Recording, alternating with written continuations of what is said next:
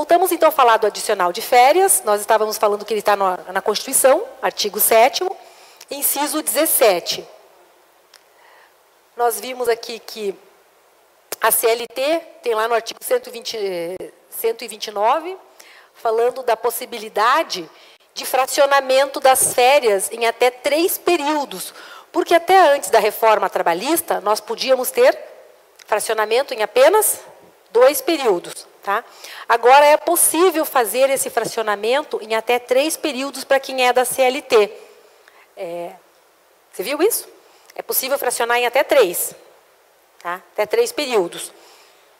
Desde que um deles não seja inferior a 14 dias e os outros a 5 dias. Tá? Então, para não ficar dando aquele períodozinho muito curtinho, mas é possível fazer esse fracionamento. 14, 5, 5. Tá? É uma negociação que vai acontecer entre empregado e empregador. Esse fracionamento. O nosso estatuto, que eu trabalho, ele foi previsto o fracionamento 3 e não colocou essa limitação. Ele colocou 3 de 10. É possível fracionar em até 3 de 10. Muitos cargos não dá para sair vários dias. Essa dificuldade. Às vezes não sai para dias, porque não tem como ficar ausente. Então, logo a CLT foi alterada aqui, o nosso foi alterado prevendo 3 períodos de 10. Tá? Então, é justamente para evitar esses acúmulos, porque você não pode ficar tanto tempo sem a pessoa, mas você pode ir administrando essa situação e evitar o acúmulo e dar esse problema de eventualmente ter que pagar férias dobradas. Né? Então, os artigos 77 a 80 do Estatuto tratam das férias. As férias no Estatuto são de 30 dias, acumulação de, no máximo, 2 períodos, como nós vimos aqui, né? Por necessidade do serviço, pode haver acumulação. Essa acumulação também ela não pode, ela é por necessidade do serviço, é em razão disso, não é para benefício do servidor, para depois receber dobrado, aquela coisa toda. É em razão do serviço. O primeiro período aquisitivo, de acordo com o Estatuto, tem que ser de 12 meses. Aqui é uma diferença, porque assim, o primeiro período tem que ser de 12 meses. Para que a pessoa tenha direito a férias. Mas os demais não precisariam ter isso, bastava você considerar a proporcionalidade. Então, o primeiro período, 12 meses. Algumas pessoas perguntam como fica a situação. Algumas pessoas têm uma situação diferenciada. Você comentou comigo agora há pouco. Como é o seu nome mesmo? Blenda, é isso? Tá. Blenda comentou comigo agora há pouco que eles têm recesso, não é férias coletivas, não. É considerado recesso. Isso. Então, vejam bem, a pessoa que tem, o órgão que tem lá férias coletivas, como é que eu faço com aquela pessoa que acabou de entrar e que vai ter férias coletivas? Eu não vou poder observar o período aquisitivo, né? Tudo vai fechar, eu não tenho como resolver essa situação. Então, aí, para essa situação, não há necessidade de se observar esse primeiro período aquisitivo de 12 meses, porque é impossível. Se todo mundo vai parar, se tudo vai ficar fechado, o que aquela pessoa vai ficar fazendo? Né? Então, não faz sentido. Aí, nesse caso, são situações diferenciadas. Né? É possível o parcelamento de férias, como nós vimos, em até 3 etapas.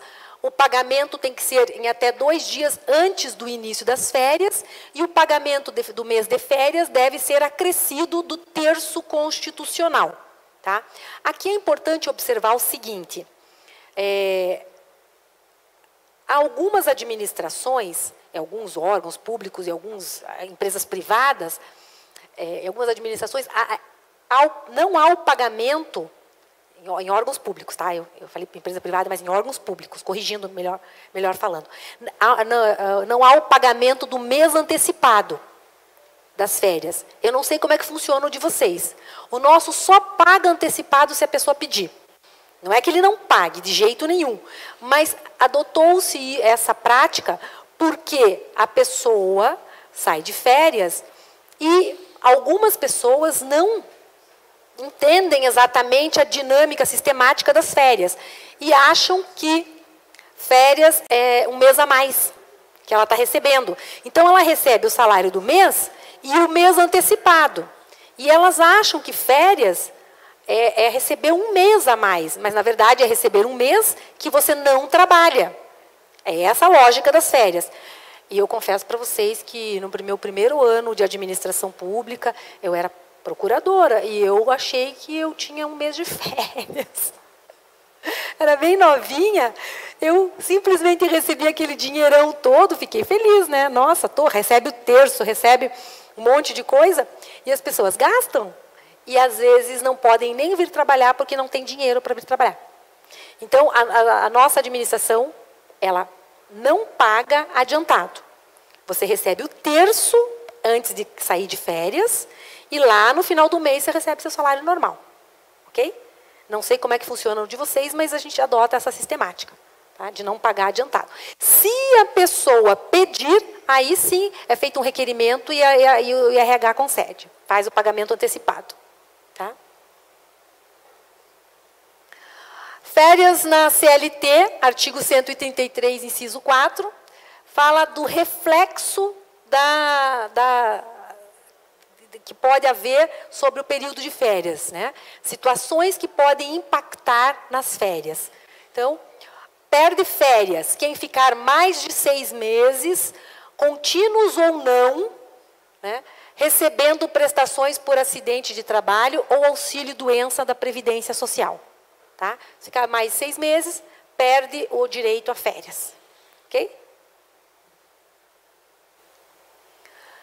E faltas? Faltas impactam nas férias no Estatuto Federal?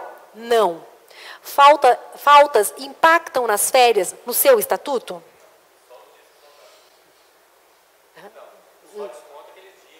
Não tem consequência nenhuma para vocês.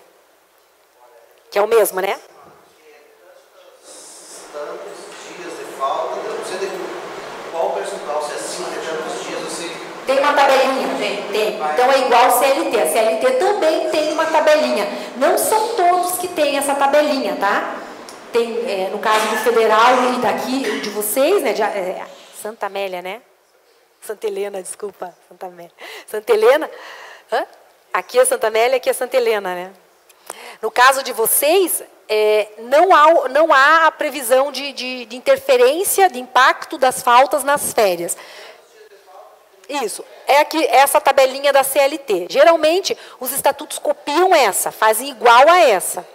Pode ser que seja diferente, mas geralmente é essa aqui.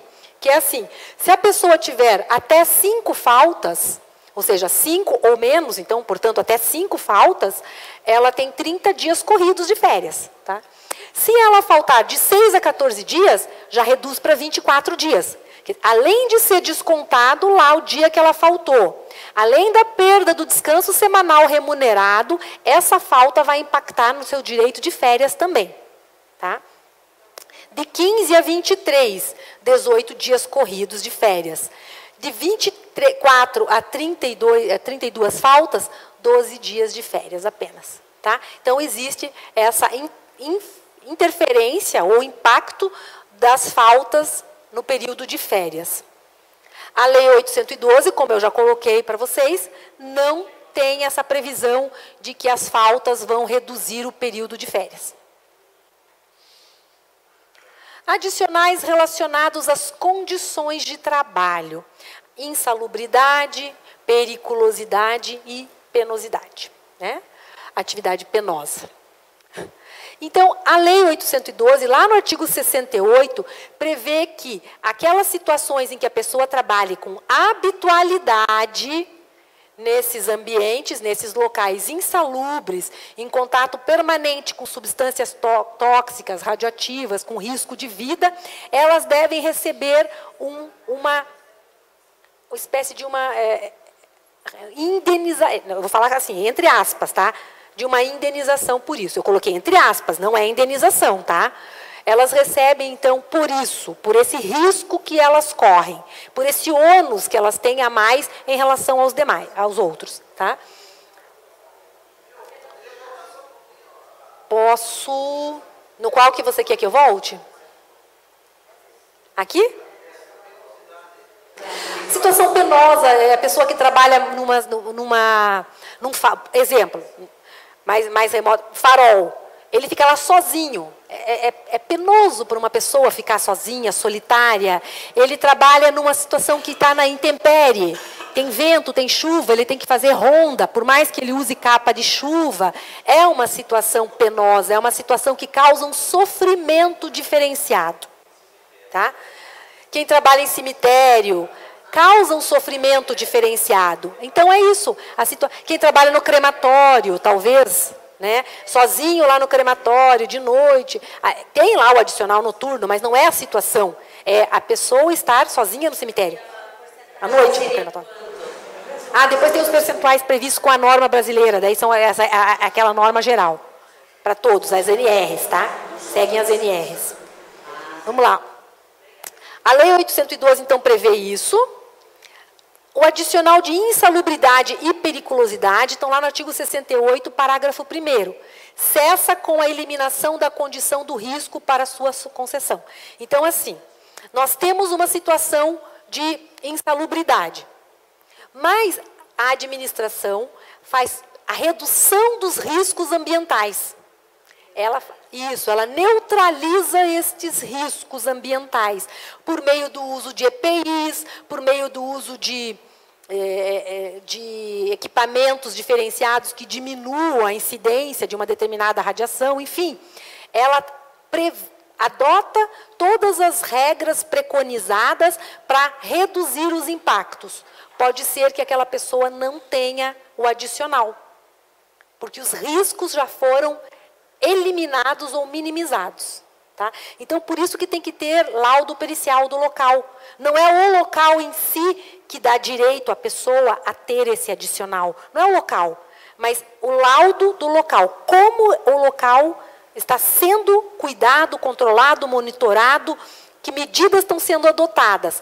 Em razão disso, eu posso reduzir os impactos e não pagar. Tá?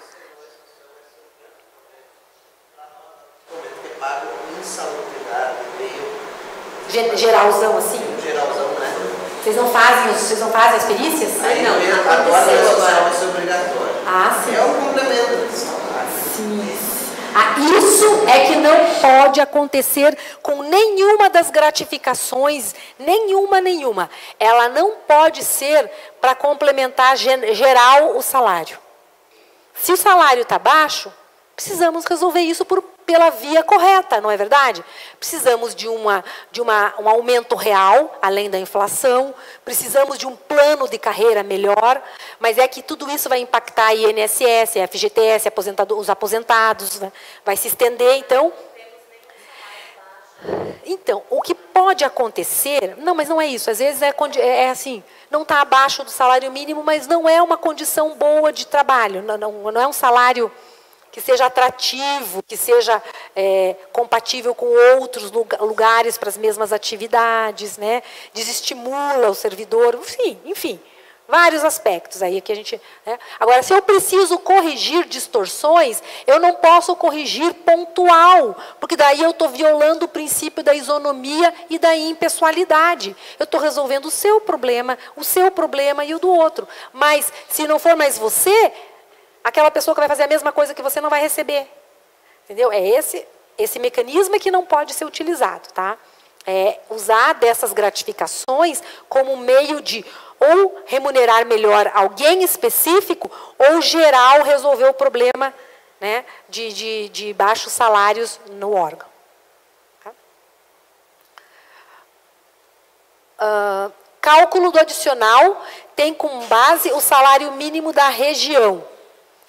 Grau máximo, 40%, grau médio, 20% e grau mínimo, 10%. Esses são os percentuais conforme aquele laudo pericial vai determinar. A insalubridade no grau máximo vai receber 40%. A insalubridade ficou no grau mínimo, vai receber 10%. Tá? Detalhe, não é o vencimento do servidor, né? Não é o vencimento do servidor. O percentual não é calculado sobre o vencimento do servidor. Nós vamos ter que mudar. Nós ainda, mas vai ser mudado. É em cima do inicial da tabela, né? Não, em cima do salário. Salário mínimo da região. Só que daí no nosso caso lá, O de vocês é o inicial da tabela. o jurídico entendeu que como é um regime próprio, tinha que ser não em cima do mínimo, que a gente não recebe como mínimo. Sim. Em cima da tabela inicial da carreira. Daquela de cada um. De cada um. Porque é corrigida todo ano pelo INPC, então ela também não fica desfasada, né? Mas inicial. aí já teria que ser sempre, porque como eu falei para vocês, sempre é, né? Isso vai entrar na mesma regra lá da gratificação, precisar, mas pagar 20% de um salário de 10 mil e 20% para o DNI. Então, eu acho que tem que ser um percentual em cima do... Por que é o mínimo da região? Para não fazer diferenciação.